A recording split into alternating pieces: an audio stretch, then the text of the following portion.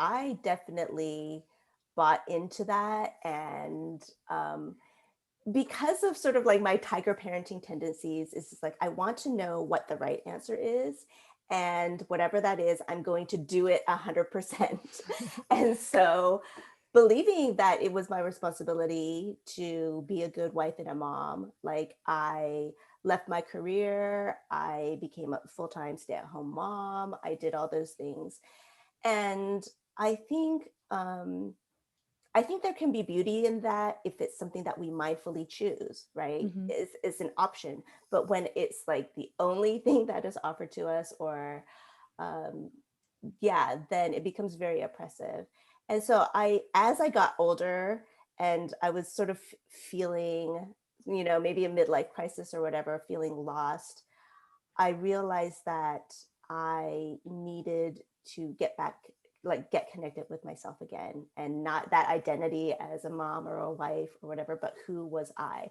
And I think like starting to write, starting to blog was part of me sort of reclaiming my own passions and to like express myself as a full human being.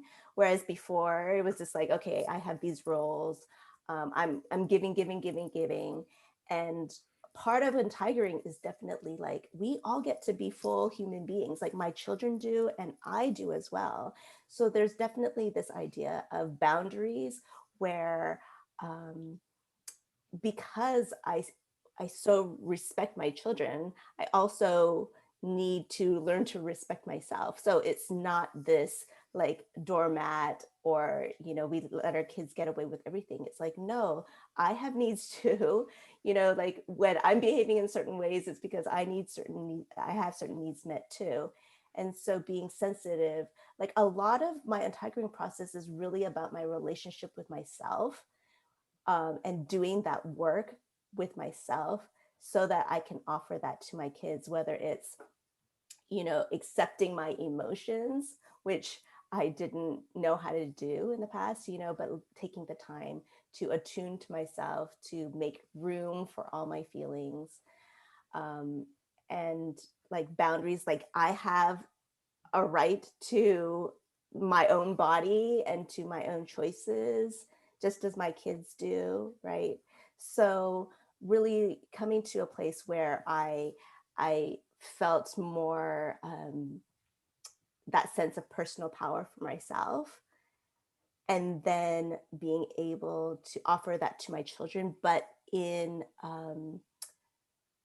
just in connected ways and not in like martyrdom ways, right? Where I could still communicate my needs and my boundaries and my limits so that we're like a family unit, and of of people who have autonomy and consent but choose to be connected and stay together out of love. So yeah, it's been a huge journey for me to just become my own person and to like shift from those gender roles that were expected of me. Catch new episodes of the Mindful Mama podcast and other free resources, including the Mindful Mom Guide at mindfulmamamentor.com. You can listen to every back catalog episode, including interviews with Dr. Dan Siegel, Ianla Van Zant, Sharon Salzberg, and get meditations, join our private Facebook group, and more. Go to mindfulmamamentor.com now. I'll see you there.